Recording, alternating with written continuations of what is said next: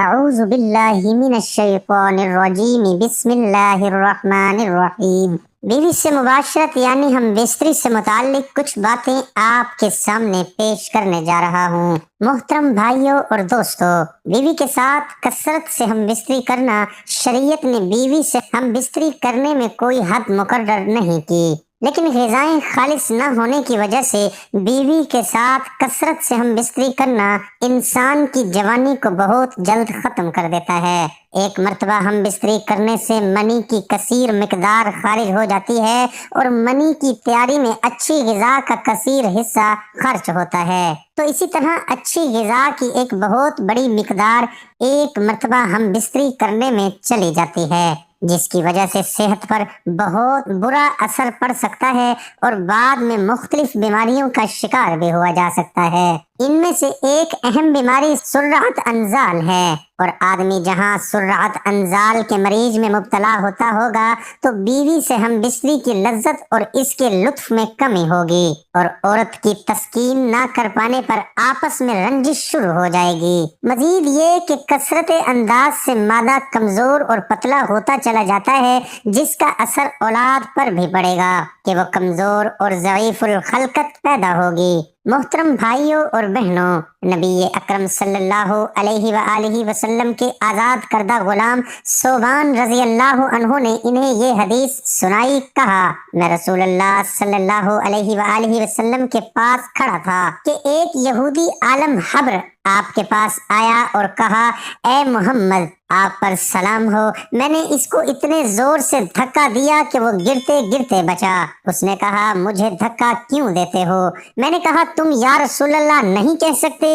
یہودی نے کہا، ہم تو آپ کو اسی نام سے پکارتے ہیں جو آپ کے گھر والوں نے آپ کا رکھا ہے۔ تو رسول اللہ صلی اللہ علیہ وآلہ وسلم نے فرمایا، یقیناً میرا نام محمد صلی اللہ علیہ وآلہ وسلم ہے جو میرے گھر والوں نے رکھا ہے۔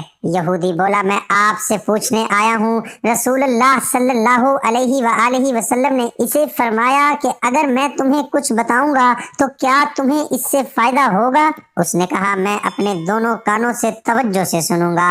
تو رسول اللہ صلی اللہ علیہ وآلہ وسلم نے ایک چھڑی جو آپ کے پاس تھی زمین پر آہستہ آہستہ ماری اور فرمایا، پوچھو۔ یہودی نے کہا، جس دن زمین دوسری زمین سے بدلے گی اور آسمان بھی بدل جائیں گے تو لوگ کہاں ہوں گے؟ رسول اللہ صلی اللہ علیہ وآلہ وسلم نے فرمایا، وہ پل صراط سے ذرا پہلے اندھیرے میں ہوں گے۔ اس نے پوچھا، سب سے پہلے کون لوگ گزریں گے؟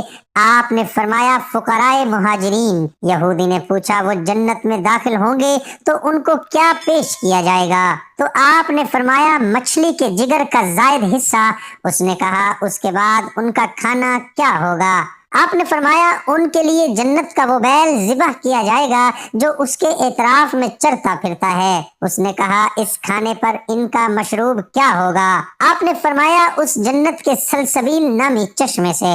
اس نے کہا، آپ نے سچ کہا۔ پھر کہا، میں آپ سے ایک ایسی چیز کے بارے میں پوچھنے آیا ہوں جسے اہل زمین سے محض ایک نبی جانتا ہے یا ایک دو اور انسان؟ آپ نے فرمایا، اگر میں نے تمہیں بتا دیا تو کیا تمہیں اس سے فائدہ ہوگا؟ اس نے کہا، میں کان لگا کر سنوں گا۔ اس نے کہا، میں آپ سے اولاد کے بارے میں پوچھنے آیا ہوں۔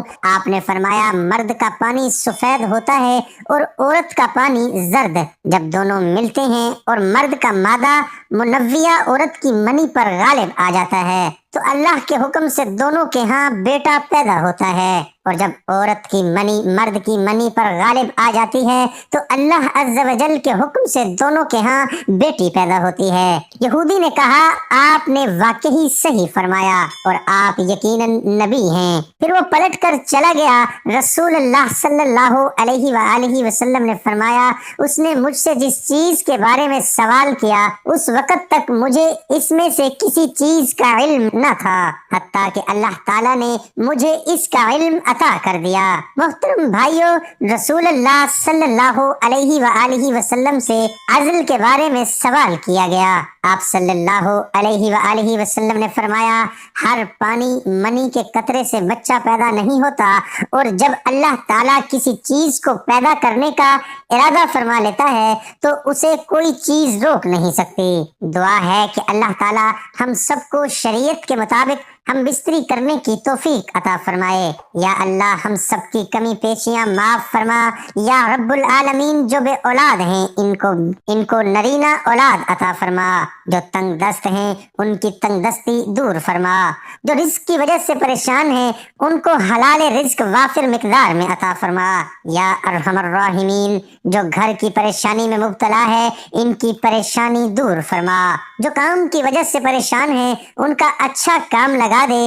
یا اللہ جو سود میں پھنسے ہوئے ہیں، جو قرضے میں دبے ہوئے ہیں، ان سب کے لیے آسانیاں پیدا فرما اور ان کو اس سے نجات عطا فرما۔ یا رب العالمین جو جھگڑے ہوئے ہیں ان میں صلح کروا دے، جو بے گناہ جیلوں میں بند ہیں ان کی رہائی کا بندوبست فرما۔ یا رب العالمین جو کچھ سنایا اور سنا گیا اپنی بارگاہ میں قبول فرما، اور ہمارا خاتمہ ایمان پر فرما، اور ہماری دعا قبول اور منظور فرما۔ آمین ثم آمین۔